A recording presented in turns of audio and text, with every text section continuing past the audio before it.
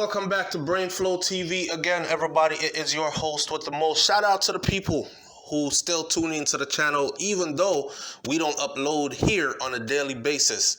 You can check out my bigger channel, which is Flow TV, and you can subscribe over there, which is where I'm at most of the time. Anyhow, check this out. A lot of people are going through a lot of stress right now. And you know that saying when they say diamonds are made under pressure? Well, a breakdown comes under pressure as well. And not everybody is going to come out from under pressure being a diamond. This brother apparently cracked under pressure severely.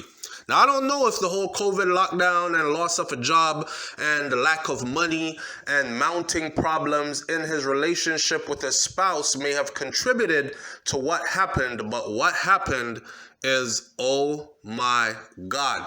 So, according to the New York Post, a Texas man allegedly stabbed his wife and their 2 children to death over the weekend, and then he laid in bed with the 3 dead bodies, y'all.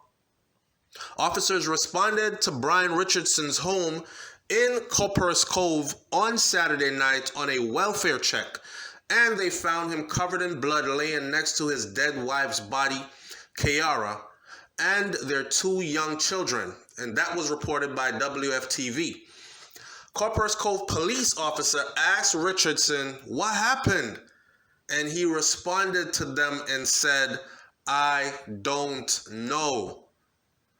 Cops also found a blood-covered kitchen knife on a table, and they also found an empty 6-pack of beer and an empty bottle of prescription antidepressants, the complaints said.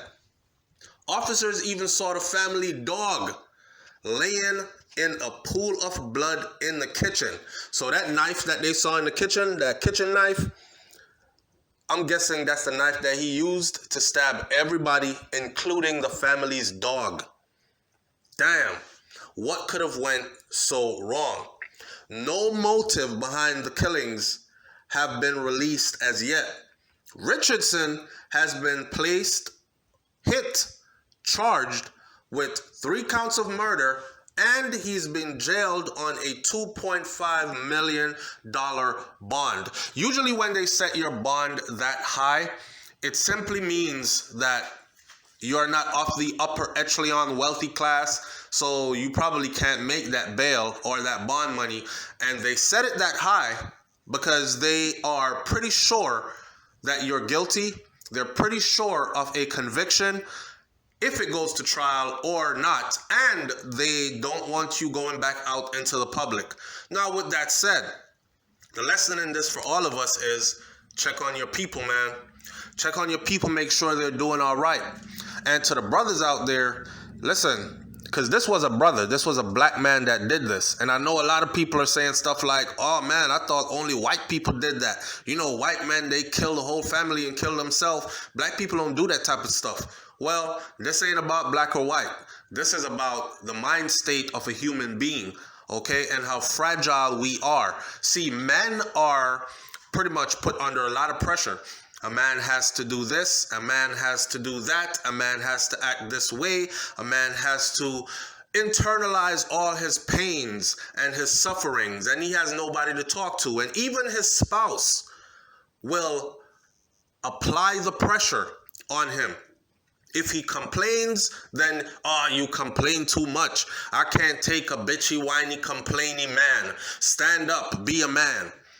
If he goes silent, then they say, he doesn't talk enough. You need to talk more. And when he talks, he talks so much. He talks like a girl. You know, so check on your family members. And please remember that a man is nothing but a man. Okay, he's a human being, just like a woman is a human being.